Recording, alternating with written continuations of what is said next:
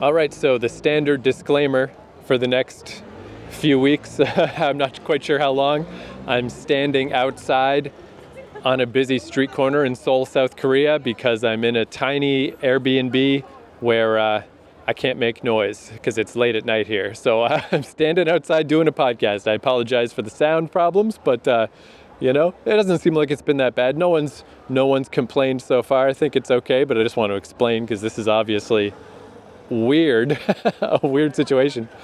So I had this idea for this week that generally we just watch old TV shows and dissect what we thought about it. I thought what might be neat this week, there's this video game called The Last of Us that I wrote a book about, that I'm sure you've heard me yammer about that before, where it was like a test book. I could never quite get myself to actually finish a novel. So instead I was like, let me just write a book about video games. So I wrote a book about this one video game and then I just put it out for free. And I was just like, hey, I did it. I did a book. Now I can write a novel that I'm still working on. But what I thought might be interesting is this game was a very award-winning, greatest game of 2013 type of thing. But they just recently turned it into a TV show, like about a year ago. HBO made a show of this game. And I thought it would be kind of cool to watch the opening of the video game, which is about 15 minutes long, just the little setting up the scene of what's happening in this game, and then watching how they did that in the HBO version, which is longer, it's about half an hour. But just like two little intros, just to see how a video game did it, and then how the TV version did it, if that sounds interesting at all. Well, it sounds a little different. Yeah, and it's kind of a neat thing because, obviously storylines in video games, they've come a long way, First you had the Pac-Man days where there really was no story, and then you had Super Mario where it's like, our princess is in another castle. The fact that we're now at the point that you can write a book about a video game or you can make a whole show about a video game is pretty remarkable, that it's gotten to this point. But this is still pretty rare. There's a reason why I picked this one game to write about, because it's, most of the time if they try to make TV shows and movies out of video games, it doesn't go that well because video games are terrible. Like maybe they shouldn't even be telling stories most of the time. It's sort of unnecessary and weird. But in this case, it did work. It was a really cool game. And yeah, I just think this is kind of neat because this is a rare time when the TV version actually turned out well and everybody actually liked it. And it also won a bunch of awards and yada yada. But I guess we can just kind of go in blind. I don't need to explain too much, but I'll just give you the basic rundown.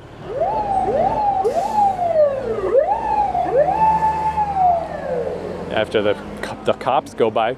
There's our introduction. Yeah. Which actually, that's kind of appropriate because, in video games, that's one thing with trying to tell a story in a video game is you got to wrap it around a video game. And a very common thing in video games are zombies. Because if you got to fight bad guys, what's better than a zombie? A zombie, it's okay if it doesn't act right. If it just runs at you and you just shoot it, hey, that's perfect, right? So there's a lot of zombie video games. And this is also a zombie video game. So I can tell you a bit more about it in between when we get to the HBO version. But basically this is just how things start. It just seems like a nice normal day, and then sirens start going by and crazy stuff starts happening, and we tumble headlong into the apocalypse. So I won't tell you what happens here, but I guess I'll warn you a little bit, because this is such a heavy scene to just throw somebody in. It's even weird to be able to describe a video game this way, but this little 15-minute opening is quite a tearjerker. It is emotionally upsetting. So I just think I'll just say that much, just so you know something's coming, not to just throw you into the pool, with no warning at all. Okay, so if I start blithering halfway through, it's acceptable? Yeah. Yeah, like it's the kind of thing, in this case, it's like, hey, whatever, it's just me and you here. But it's the kind of thing, like, I guess I would warn somebody, like, if they were at work or something. It's like, if you somehow are not familiar with this game and you don't know what's going to happen, and you pull this up on YouTube, just the intro to The Last of Us, like, yeah, don't watch it at work. You'll have to go into the bathroom and lock yourself in a stall and get yourself back together, Maybe I'm overselling it, but I don't know. It's pretty sad. But yeah, so if anybody wants to watch along with us, just look for The Last of Us PlayStation introduction. And, it's all over YouTube. You can find a million versions of this.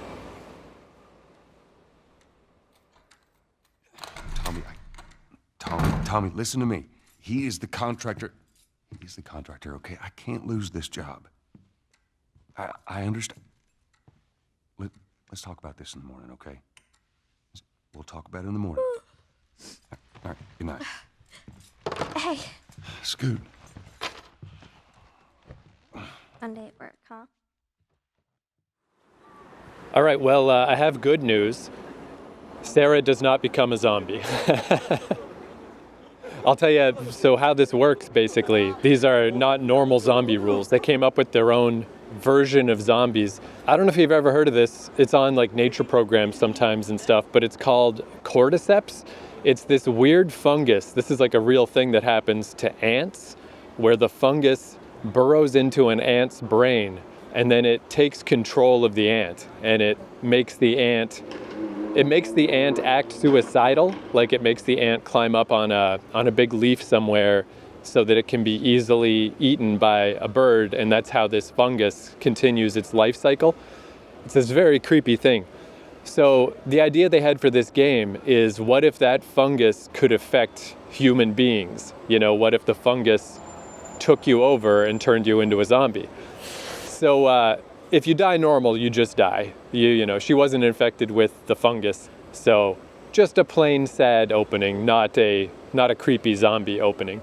Oh, okay. 'Cause most of these, it's usually when the person dies, then whatever, there's something going around, and everybody who dies turns into one of those. Yeah, the famous, my favorite version of, because there's always the different explanations and the different reasons, is in Dawn of the Dead, where the guy just says, "When there's no more room left in hell, the dead will walk the earth." Because that's just something his like weird voodoo Haiti grandmother used to say, because nobody actually knows what's happening. It's just a weird mystery.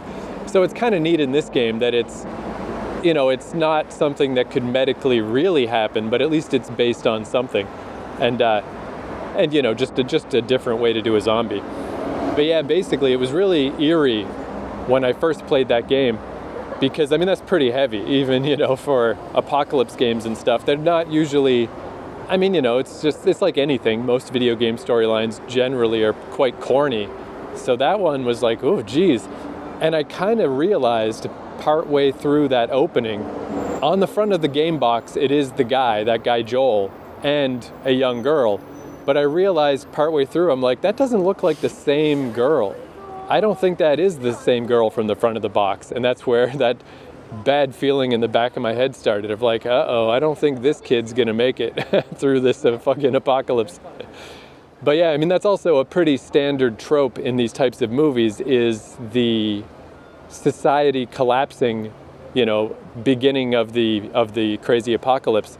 But that one was extra neat because, you get to be the kid. You get to walk through the scary house. You get to be in the back of the car. Then you switch over and you're the dad, and you are fighting through the crowds. And, it's this rare occurrence of video game storytelling actually working. Like the fact that it's a video game really made it pretty cool. So if you had been playing that video game yourself, could you have prolonged that girl's life by the choices that you made? Or the people that you killed along the way? Because that is one thing too that's, it's interesting. It kind of is outside of the scope of just talking about the opening, but that was kind of the early idea with telling stories in video games, is like, well, why don't we give people options? Why don't we give people different things they can do? But I think video game writers slowly realized that just because a video game can do that, it doesn't make the story better. Multiple paths and multiple endings. So basically, this game, The Last of Us, it's very much on rails. Like everything that happens there, the only thing that could happen is it could go worse. The zombies could catch you. You could die at various parts. But then if you die, it just, you just try again. You have to get to that point. And that's how the whole game is. But one thing that's cool about that game is, how do I explain this? So the guy Joel, basically the game takes place 20 years later. You know, the world is completely fucked. It's covered in this fungus. It's called The Last of Us because humankind is almost gone. There's hardly anybody left. And the only people that are left are extreme assholes, you know, just really self-interested, bad people. And Joel is one of those people. And, you know, it ties back to this moment, you know, if that could happen to him, to his life, to his daughter, why would he ever trust civilization and society again? He doesn't even care that it's going down the tubes, you know. He just rolled with it, and he's not a good person. And that's what's neat about it, is you're playing a video game, but you're not you. You're him, you know. He is his own guy. And it was like this interesting thing that, like, people were upset about the things that this game made them do, because they're like, but I didn't want to do that. I didn't want to be this bad person. I didn't want to do all these terrible things. And it's like, yeah, but that's the point of this story, is that it's not about you. It's about Joel. It's about this guy who is completely fucked in the head now and is a survivor and will fuck over anybody to survive. And too fucking bad if you don't like it. Play a different game, you know? And unfortunately, I mean, to really get too deep into it, they made a sequel and they took that same philosophy even farther, to the point that I don't like it anymore. Like, it was an interesting character study the first time, and by the second time, it's just like torture porn. It's just like, why am I watching this? Why am I playing this, you know? But it's a very interesting take, you know, of like, you're not the good guy. You're definitely not the good guy in this game. But if you were the good guy, you wouldn't be alive anymore. So you just are in this moral ambiguity. Now, here we go, apocalypse happening, another siren going by.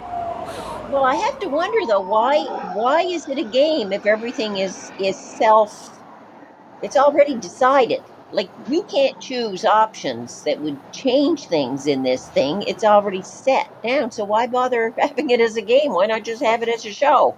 Which I guess is why they made the movie.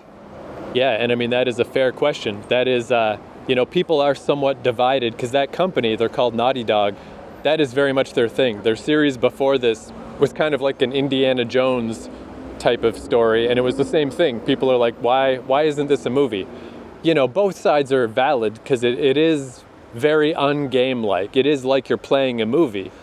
But on the other hand, you're playing a movie. How cool is that? You know, like, sure, you can't ultimately change how things go, but when Joel is creeping through the apocalypse, strangling people for resources, you're really doing that. You got to press the button to strangle people, and it fucking feels really weird, and it's an experience that you cannot have watching a movie, you know? You really feel like you're complicit in this. So let's say you didn't press the button, though. Wouldn't he still strangle the person? Well, no, then you would just lose, you know, the game, and that is the weird thing, is like every time you die, it just takes you back a minute or two, and you just do it again until you succeed. Oh, so okay. Yeah, so, you know, because the game part, you can fail, you know, but ultimately, yeah, there's only one route. So, I mean, on the surface, I know that sounds weird, but then to get deep into the video game side of it, like, there's other games that do the opposite. Like, they give you all the options and you can choose which way to go, but they're always extremely, to me anyway, some people like that stuff, but I find them very unsatisfying, because if you can have any ending, then nothing that happened meant anything. You know, like, you can't have foreshadowing, you can't have thematic through lines, you can't have the character feel real if you could make him do anything. You know, like so in this case, in The Last of Us, that watch that Sarah gave him, you know, that was on his birthday. It was the last day his daughter was alive. That watch is pretty fucking important. So he wears that watch, even though it's broken and it doesn't work anymore, for the next 20 years. And every time he's in a situation where he's got some moral quandary, he glances down at the watch, you know, to remind him of all this stuff. And then he makes the wrong choice and he does something awful. But if you could just choose for him not to do that, then what would be the point of this story? What would be the point of showing what happened to him? You know, it would just dissolve. It would just mean nothing. So, I mean, I think this is what's weird about telling stories in video games. Ultimately, I think video games would be okay if they didn't have stories at all, because of these types of problems. It's like, if you give people options, it might be a better video game, but it's a worse story. So maybe we just shouldn't bother, you know? I would be more willing to go with that. And that's where I'm going with. I guess when you think of it as a game you can either win or lose. But in this case, it looks like it's already been predetermined. Whatever's going to happen has been predetermined, and it really doesn't matter what you do or what you want to do. And I guess that's Yeah, life, no. right? That's life. Well, also what's so neat about it is just that even though the game parts are somewhat minimalized, it still adds to the story in a way that only a video game could. Because we've all seen a million shows or movies about the apocalypse. There's for some reason a bunch of people all hanging around smoking are stopped right next to me. They're all just chatting to each other and smoking, having their amazing South Korean Saturday night. They're not young either. They're like white haired. They're all just chilling. Anyway, whatever. I'll talk back. I can't walk away from them because I'll lose my Wi-Fi signal. I'm stuck. I'm stuck where I am. Anyway, what I was going to say is even though the gameplay parts are kind of minimized and you have limited stuff you can do, it's still, so you play this game and it's a very hard game, I should mention too. It's really tough, very punishing. And you're always starved for resources. Joel never has enough ammunition, for his guns. He never has enough to protect himself. He's like, you're always up against the wall. Or even if you do lose at a fight and you have to do it again, and you got to do it again, and you got to do it again. And the game is also not short. It takes like 13 or 14 hours to beat this game. By the end, you start to really identify with this guy. Like, this world does suck. Everyone is attacking me. Everyone's trying to take everything that I have. I can barely hold on by my fingertips. I can barely survive in this world. Why even try anymore? Why even care about anyone, And like I've never felt like I was in the shoes of just this, desperate survivalist like I did in this case, because you have to actually do it, So I mean, there's definitely value still, even though it is on rails to this, to playing this experience. Well, and the other thing about it is, I guess because it is a game, you are seeing it through the person. Like you saw things through the eyes of that little girl, you see them through the eyes of the father. Whereas in a movie, you can't really do that so much. There's back off scenes, and no, it's different. I mean, you do get the impression that you are in control of that body, even though you're not really in control of that body. But you're seeing it through that body. Yeah, another thing that's kind of neat is it does allow, too, for a kind of storytelling that you also can only do in a video game where, for the lack of a better term, I'll call it the boring parts. There's a lot of the game where you're just exploring it's like beautiful. Like the world after everything collapses, it is gorgeous. It's just all these like crumbling buildings covered in vines and, overgrowth because the world has been fucked for 20 years. And you're just like crawling through these old buildings and you're just trying to scavenge for materials and just trying to find ammunition and trying to find things to, fix your wounds or whatever.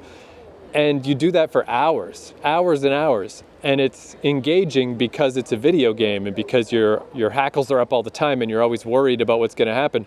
But if they did that in a movie or a TV show, it would be so boring, Like the 20th time he opened a drawer hoping to find some duct tape and there's nothing in it would be so boring.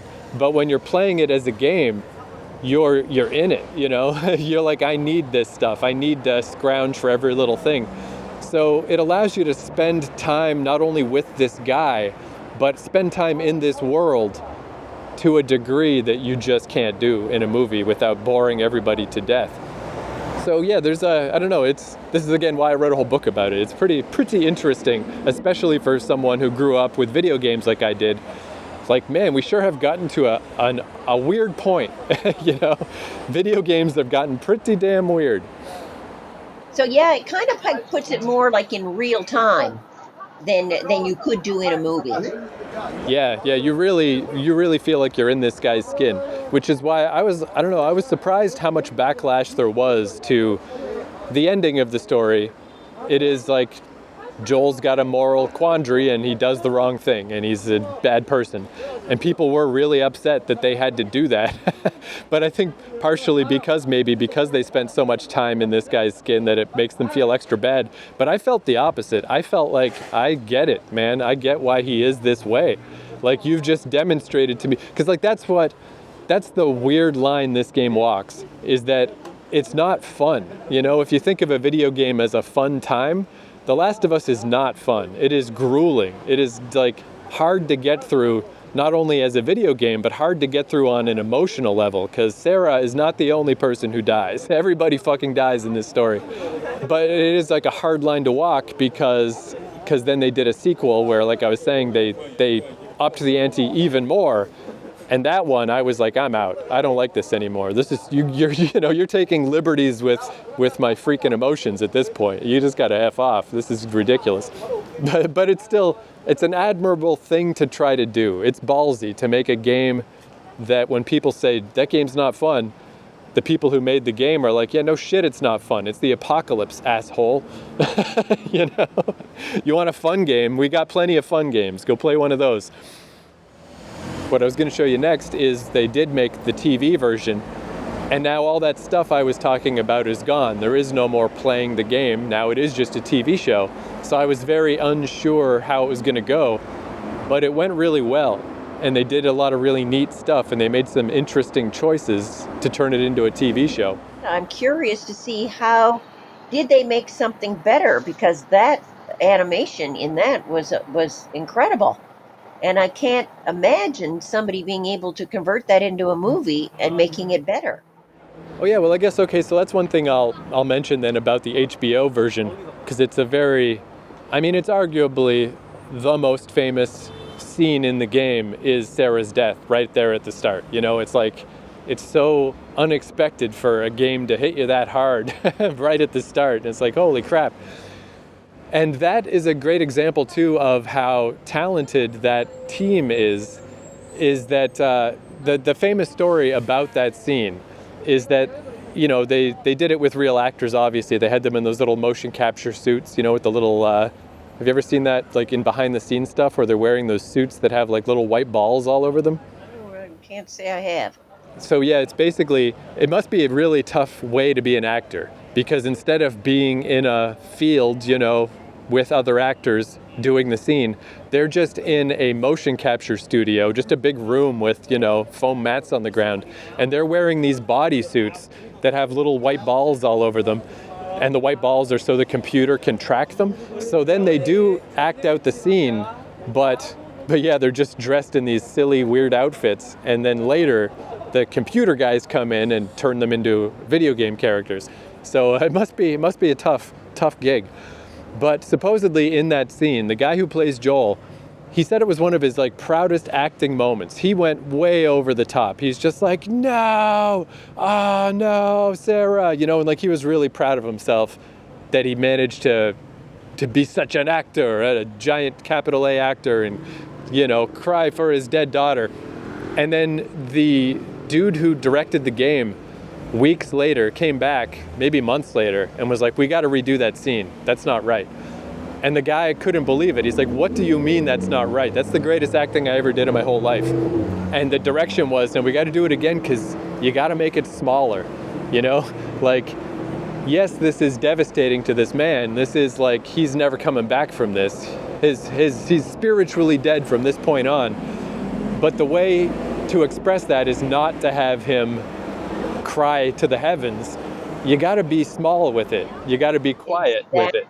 Underplay is so much more effective in anything like that than that over dramatic stuff. That's like, people look at that and say, oh, for God's sake, that's just too much. Nobody carries on like that. Yeah, and I thought that was a very interesting anecdote because, yeah, it's true in general. And man, it's an especially brave move with a video game. It's hard to imagine a video game being subtle, you know, like they would go big every time. And it was just really to the credit of that team and of this game that they went back and they redid the whole thing. And then they got that scene as it is, which is like a classic, like it's an all-time classic. Yeah, it's the underplay. underplay is so much more effective, and it's harder to do than that over the top stuff. Really, that guy might have thought he did the most fantastic acting in the world, but over the top is so easy.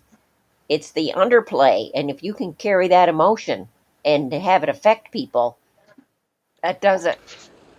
So then what's interesting about the HBO show, this HBO show also, I mean, obviously HBO is a big time network. The guy who directed the show, he did the miniseries about Chernobyl. I haven't seen it, but it won a lot of awards. Apparently it was really good. So another good team, but a different team.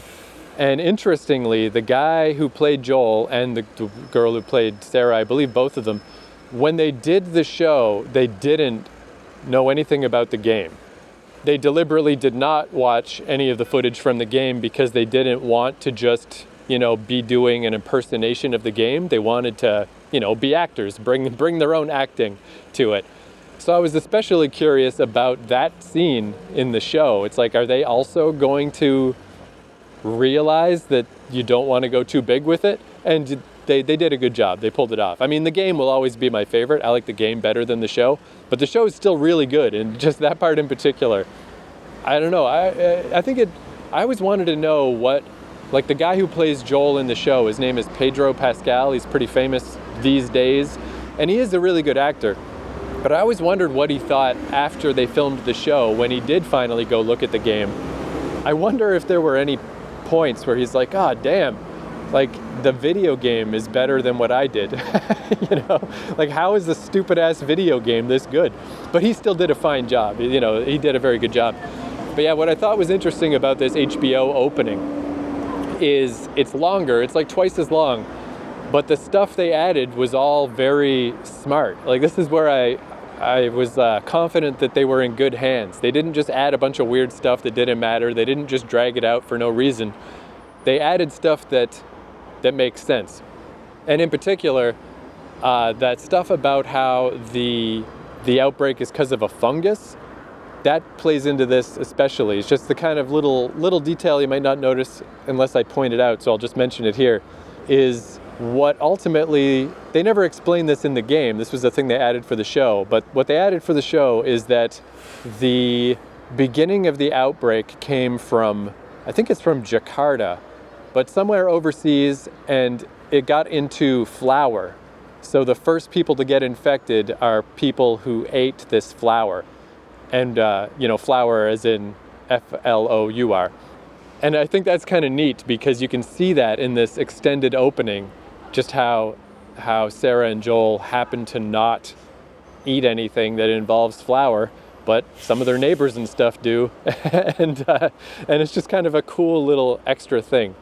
Well, let's watch it because I really can't see how they could pull off a movie with human actors and make it better than that video game. So I'm going to do a comparison thing.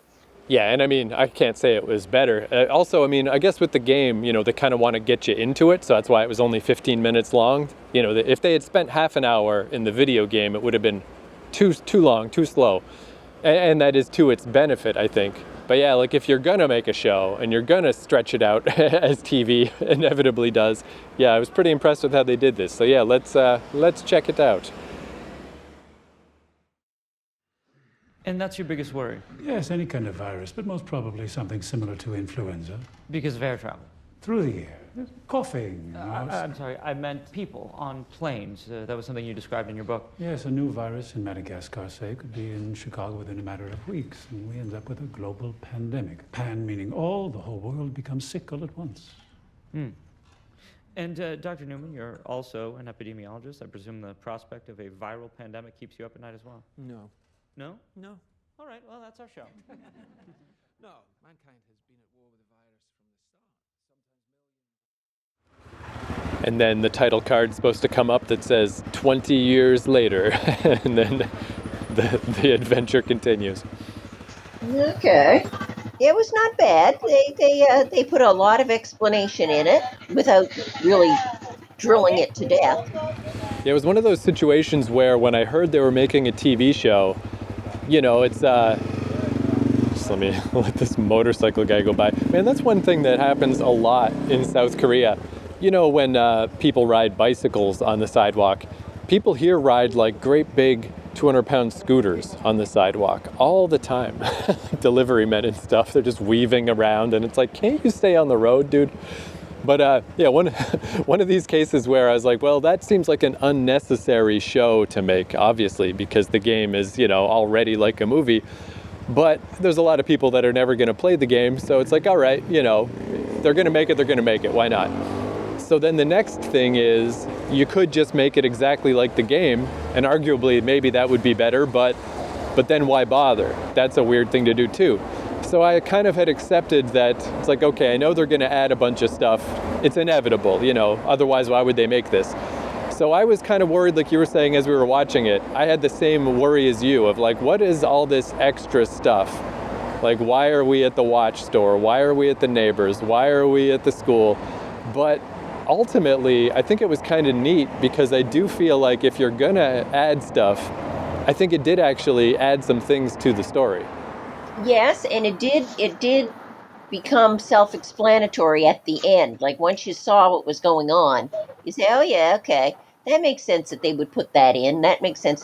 Like I said, for example, when the girl in the night, she's going to the neighbor's house. Well, if she hadn't had a good relationship with those neighbors, she wouldn't have just walked into their house in the middle of the night. But she had a very good rapport with them, and of course, so they were like her grandparents. So of course she would go in and check on them. That made complete sense. So at first I was like, yeah, why are we being introduced to them? Well, it made sense, and especially when you saw the poor old grandmother, or great grandmother, whoever she was in the wheelchair, who couldn't move hardly at all, and man, she's the one who's, I'm coming after you, honey. She really boogied along. Man, there are so many motorcycles tonight. This is like dual layered, this podcast, while I'm in Seoul. You get the stuff we're talking about, and then you get the what it's like on a street corner in Seoul. But the way the game did it is no explanation whatsoever. You don't know who these people are. Like I was saying, I didn't even know that wasn't the girl from the front of the box necessarily. I didn't know it was going to be 20 years later. I knew something about zombies, but you learn all of this stuff about the fungus later on.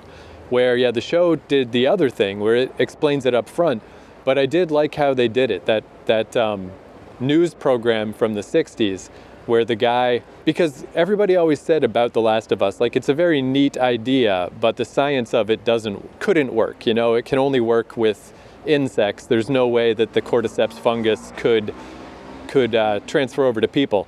And that's still true, but I liked how that science guy, he gives you that one extra step that was never in the game of the only reason this fungus has not mutated is because it doesn't need to. But if global warming happened, they didn't have that term back then, but if the temperature of the earth went up and the things that it used to be in a symbiosis with were no longer available, maybe it would mutate to take over people. And it's like, oh, neat. It gives you that little extra thing to get scared about because, it's warm right now. Like global warming is super duper real. So it's very easy to, and it's wintertime for anyone listening to this in the future. I'm just standing outside and it's fine. So that's a very believable reason that that this fungus could mutate and take us over. So yeah, then you can combine the 1-2 punch. You start off with that news show from the 60s explaining how this could happen, and then it's such economical storytelling. If you want to really show what the power of this fungus taking over people is, Granny is a perfect, she can't even move. But once the fungus is in her, she can fucking move.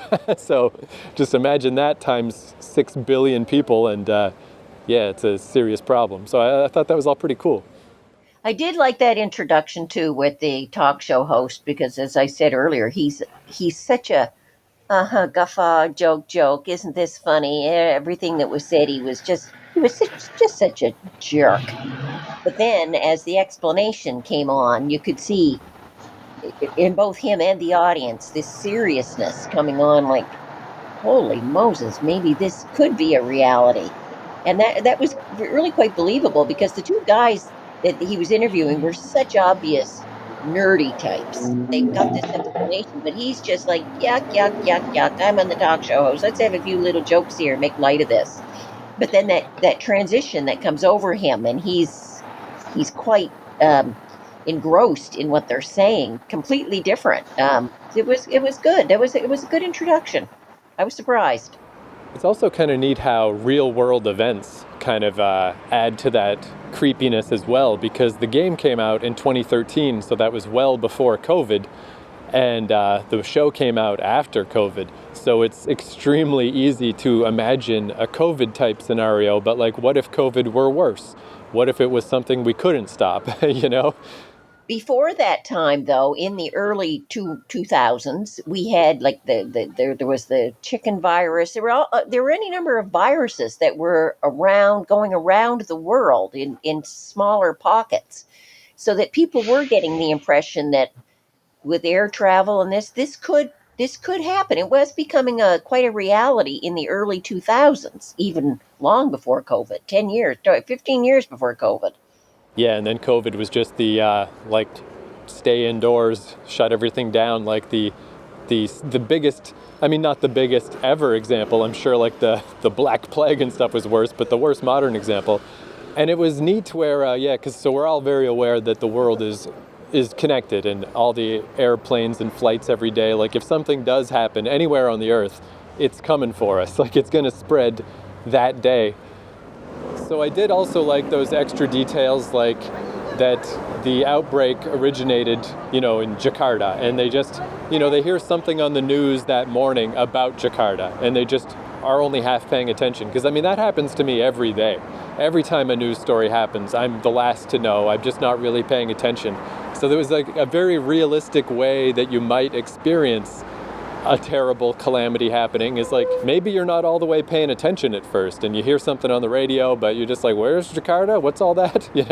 So that was a nice little detail. And then it was all, again, stuff that was not in the game that they added in. But this idea, because they get into it more later in a flashback that happens later, that it was this bread factory in particular, this flour that was infected.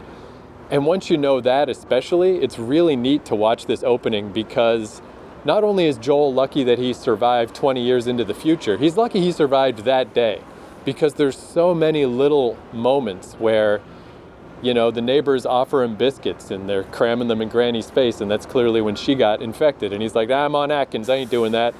And then he's supposed to buy a birthday cake and he forgot, and just like there's all these little things that it's like if he had eaten any of these things. Or the raisin cookies, you could see on Sarah's face, she's like, ugh, if those had been chocolate chip, I would eat them, but I hate raisin cookies, but she's too polite to say it, so she didn't eat the cookies, like they just dodged a bullet. And it works in the fiction of the series later on, because, like I was saying, 20 years in the future, it's called The Last of Us because nobody's fucking left, like the fungus won, basically, people are almost extinct. So just that they even made it through that day.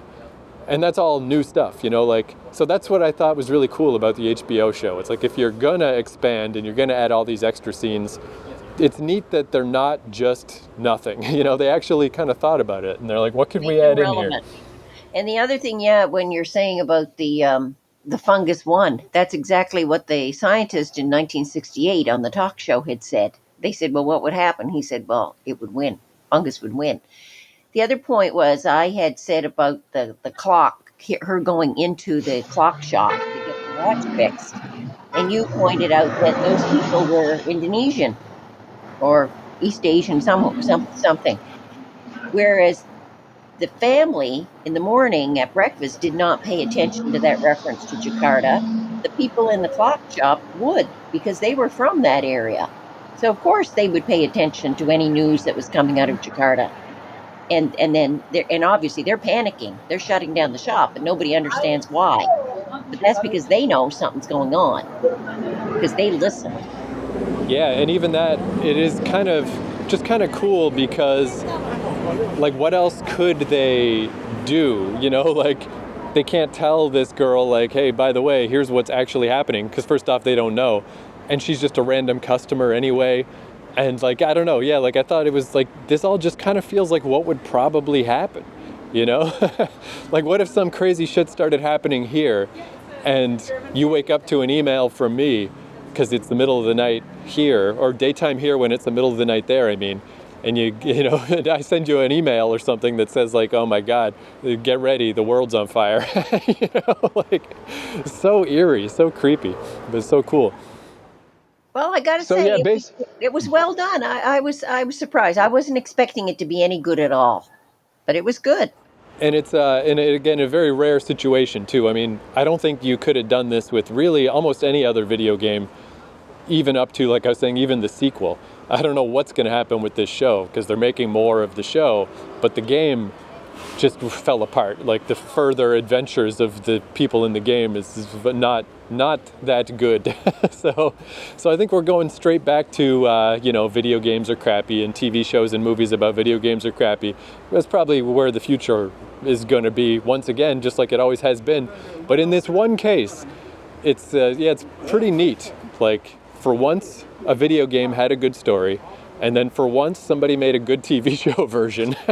So we might as well just appreciate what we got, appreciate that it ever happened at all. So I assume you'll probably never really dive into this. I could tell you real briefly what happens if you're curious. Sure, finish it off for me. So anyone listening, yeah, who you know, obviously if you're interested in this, I recommend playing the game or watching the show or doing both. So you definitely want to turn off now. You definitely don't want to listen to this.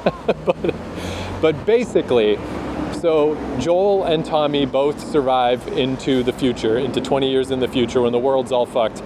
But Joel is so awful. Like, you know, they never show what happened to them, but they insinuate that the things they had to do to survive are so terrible that Tommy took off and became like a born-again Christian, and he's just like, even he can't stand to be around Joel anymore. But there's this group working on a cure. You know, they're trying to make a cure for this, you know, like the last remaining group that has enough wherewithal to have science facilities and stuff. Like, this is really kind of it. This is our last shot. And they find this girl who is immune. You know, she gets bit by one of the fungus zombies and doesn't turn. Everybody else turns within like 3 hours, and she's fine. So basically, this girl is the key to the cure. They're hoping they can make a vaccine through studying this girl. And through happenstance and, you know, the craziness of the future world, Joel ends up being the only one around who's still alive, who's able to take this girl across the country to the science facility. And he doesn't want to do it, but, you know, through storyline circumstances and stuff, because he's really, you know, he's just shut off. He's shut off from the world, and he especially doesn't want to be around a teenage girl because it obviously reminds him of his daughter. So then through the course of the video game, it's just the two of them traveling across America, murdering everyone in sight and, you know, barely surviving. And slowly, Joel's defenses break down, and, you know, he basically becomes the surrogate father to this girl. But he's not necessarily the surrogate father that you want to have, because he's fucking crazy. You know, he's a crazy old surviving, you know, survivor of just whatever. So basically what happens at the end is they find out that in order to make this vaccine, the girl, her name's Ellie. Ellie's not going to make it. You know, in order to make this vaccine, they have to cut the cordyceps stuff out of her brain, and she's going to die. And she's willing to do it. She kind of wants to do it. She wants to martyr herself for a chance to save the world. But Joel has kind of taken on the role now. He's decided he's her new dad, basically. And in order to extricate her from this situation, he kills all the doctors. The last doctors in the world, the last surgeons, the last people that could make a vaccine.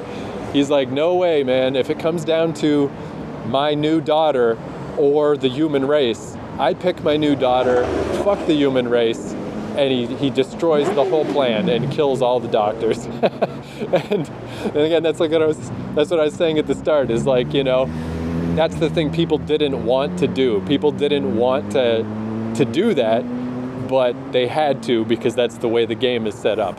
And it is just one of those things that it's like, it makes sense that he would feel that way. He lost one daughter to just the horrors of society once, he's not going to let that happen a second time for this fucking weird cure that may or may not actually work. And he's just like, fuck that, fuck you, fuck all of you. You're not killing her, you're not taking her, you're dead. And that's how the fucking game ends, is that, you know, he saved her, quote unquote, but by saving her, he might have doomed everybody else. So a pretty creepy ending. But it's also one of those things that, you know, I think it's interesting that at the time, especially when it first came out, there was the main divide, I think, was people who had kids and people who didn't. People who didn't have kids were like, man, Joel, what an asshole. He doomed everyone. But people who have kids are like, nah, man, fuck you. You don't get to cut my daughter's brain open, just even if it does, because, you know, maybe it would work, maybe it wouldn't. Who knows? That's a whole other part of the story. But yeah, but he's like an ultra parent, you know, because of all the shit he went through, because he repressed everything that happened to his real daughter for 20 straight years, and then that whole time he just had the world just trying to destroy him, you know. So yeah, at the end, when it's like, should I protect what's mine or should I be magnanimous to the world and to the humans? He's like, nah, fuck the humans, fuck them all. So anyway, that's how it ends. Pretty crazy. The whole thing is like a very strange story. Well, and it's But all then a pretty depressing story anyway, so you might as well have a depressing ending. Yeah, because I mean, we also have plenty of video games about the apocalypse that are lots of fun. You know, you go through the wasteland and you fight mutants and stuff. So yeah, this was much more the real version of it. It's like, probably this is the end. Probably people are getting shaken off the planet. We ain't coming back. What are the chances that a nice thing is going to happen inside of that scenario? If the world had allowed itself to get in such a condition anyway that there was no hope and people were dying from left and center, well, maybe then that is the way it should be. Let everybody go. Yeah, because it does bring up, that's also like the larger theme that happens in a lot of zombie stuff is yeah, I mean, the fungus, I mean, it's bad. It's tough to fight against, but it's not impossible. I mean, after 20 years, there are still some people that are alive. So again, it comes back to that classic trope of if only people could get along, if only people could organize and not fight with each other, then, you know, we probably could rebound. But if we can't, then we can't, you know? Which, that's also one of the reasons why, yeah, the vaccine story didn't work for me as well, because the group that's making this vaccine did not seem particularly trustworthy to me. And yeah, there's just that larger thing of like, we shouldn't need a vaccine. If the human race can't get their shit together enough to organize against this problem, then yeah, well, then too bad, I guess. But it is very neat that you can, you know, argue both sides. It was a really good story for that, of just, you know, like it's very easy to understand why Joel is the way he is without condoning it. You know, it's neat. It's very good. But then unfortunately, yeah, they made a sequel, which, you know, if the TV show was unnecessary, the sequel was incredibly unnecessary. You know, it ended on this nice, morally ambiguous note, gave you a lot to think about, and then the sequel just goes on and more stuff happens, and like, it's not even worth getting into because it's so much worse. It's like, it really, I don't know, it becomes like a psychological study of the guy who made those games, of like, what the heck happened to you? Do you need to talk to somebody? Like I know the first one was bleak, but the second one is like just ridiculous. But yeah, that's a different story. So let's just pretend it never happened. Is is generally how I view it. But anyway, yeah. So there we go. That's oh, I guess I should say too, if anybody is curious about the book I wrote about The Last of Us, I guess I could point people that way, because yeah, it's for free. If you go to my website is keithcourage.com, which is an old TurboGrafx game. And you can download the book, you can read it. I did an audiobook version because I got that kind of time. And yeah, just go check it out. It's free. You know, I just did it as a writing exercise, but I'm pretty proud of it. I think it's pretty good. Some people who worked on those games actually read it. And I had a little Skype talk with them. We talked about it and shit. It was cool. I'll have to check it out. Well, no, you probably won't care. I mean, it's way in depth. Like, it is not a short book. It's but it's kind of you to say that. That's another thing though that's neat about it is like I was saying too about the game, where the 20 years in the future parts they're so beautiful, because like you can find when you look at real life photos like of cities that have been reclaimed by nature. It's amazing how fast that if people abandon a place, how fast it gets covered with vines and with overgrowth, and it's like falling apart, but it looks really beautiful. I literally just thought that today as I was walking by, it's called Bukhansan National Park here in Seoul, and I was walking through there, and there's the horrible air pollution in the air over these beautiful mountains, and I was just thinking, like, man, if only people weren't here. If something happened to us and everybody died, man, this place is gonna be beautiful. Which, hey, I don't want that to happen, but if it does happen, there's upsides. You can kind of believe in the idea that the world would want to get rid of us. We're like fleas on a dog. So that's kind of how the fungus in The Last of Us feels. It's like it's just this weird Mother Nature mutation because it has had enough of us and our bullshit. There's a TV show, it's a documentary, and it takes major cities and it says, it does computer graphic stuff on them, and it says like 5 years after humans are gone, and then it go 20 years after humans are gone, 50 years, 80 years, and it shows that growth of nature over and buildings collapsing and just deteriorating from rain. It shows when windows would finally break out. It's an amazing documentary. I think I've seen that. I think it's called Life After People.